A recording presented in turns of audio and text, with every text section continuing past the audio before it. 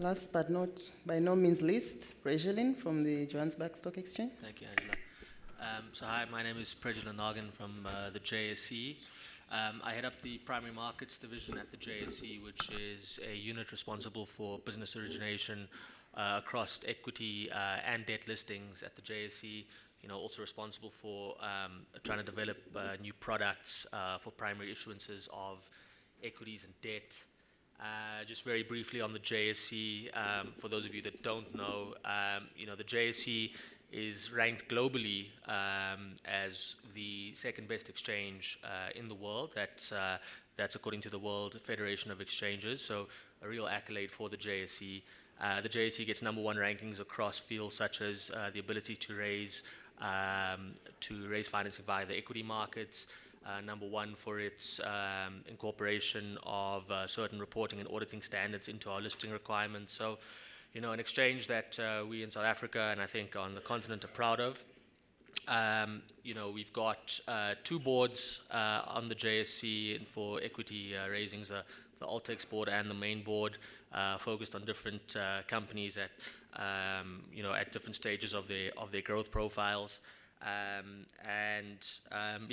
think that covers off the JSE. Thank you, all of you. So now we go into the substance of the discussion. We start off with Prejelin.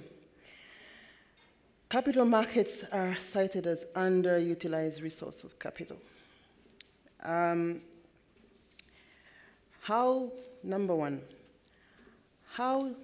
What innovative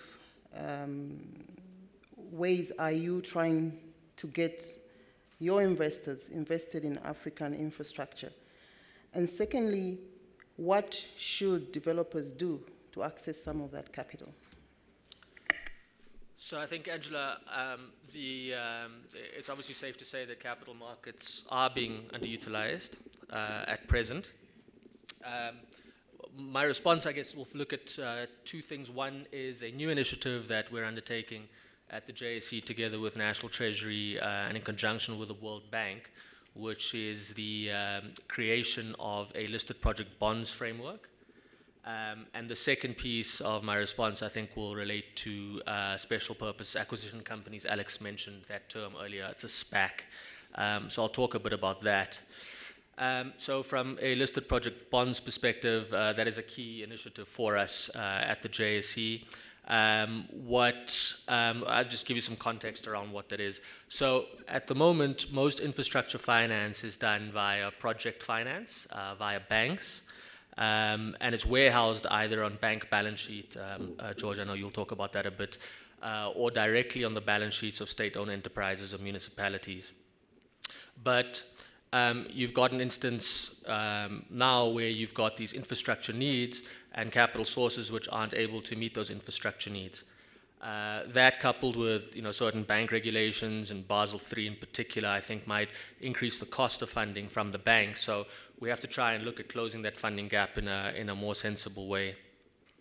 From an investor perspective, I think what we've got here is a situation where you've got about 8 trillion rands worth of assets available from non-bank institutions in South Africa versus around 4.8 of bank assets, so a massive pool of non-bank assets available for deployment. So, trying to look at matching that asset availability to liabilities in the case of infrastructure bonds.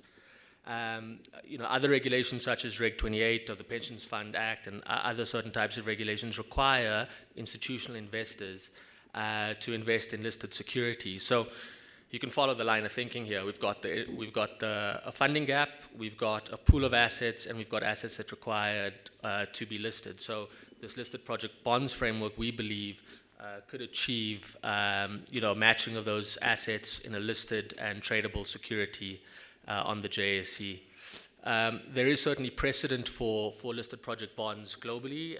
We've seen these in the US, Europe, from an emerging markets perspective, Malaysia, Chile, and locally in Nigeria and Kenya. So, there certainly is precedent for the listed project bonds initiative globally. So something that we are certainly very excited about and working towards together with the stakeholders that I've mentioned, as well as some other relevant stakeholders in the industry.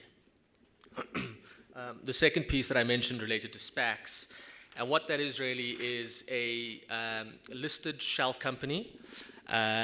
You've got two, from a South African perspective, you've got a SPAC which can raise up to a minimum of 50 million rand, that's on the Altex, or 500 million rand, that's on the main board. With a SPAC, you're really taking a view on the jockey, so you're taking a view on management, being able to go out there and find assets which they can merge with or buy into the SPAC that would qualify for a listing under the JSE listing requirements. So really a format of raising capital for M&A type of transactions down the line. To put things in context, we've had 6 SPACs listed on the JSE, 3 of which are involved in the infrastructure or energy space, those being Gaia, Renogen, and most recently Hulisani.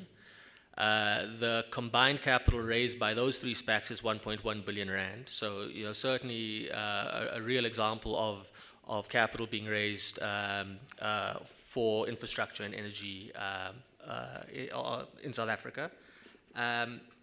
Some of the benefits, or actually some of the mechanics. So, once you've listed your SPAC and you've raised the capital, management is required within 24 months in South Africa to go out and acquire an asset that would qualify for listing under the JSE listings requirements. Some of the investors, some of the benefits of a SPAC for management, you've got a clean public shell, so no historic issues coming in. You've got the creation of valuable acquisition currency, an attractive environment for risk-tolerant investors to promote the formation of capital. From an investor perspective, you've got a regulated environment on an exchange. You've got the comfort that 75% of investors are required to improve any change in the acquisition criteria of that SPAC. So when you list a SPAC, you sort of say, I'm going to look at this industry, energy or infrastructure, services, fintech. Those are just an example of some of the SPACs that have listed. And a SPAC is not permitted to obtain additional debt financing unless the funding is utilized to facilitate acquisition of assets. So I think to close, I think those are probably my 5 minutes, but what I'm hoping has come across here is that, we have got some innovative thinking around how to go out and raise some additional capital for infrastructure financing, some ideas which are currently in play and hopefully working towards that aim.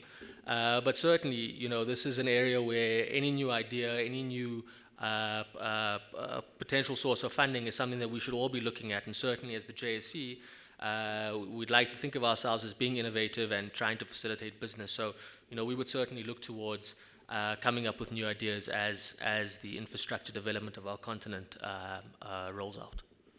Thank you. Thanks. Doing business in Africa. You can't afford to be without Africa Investor.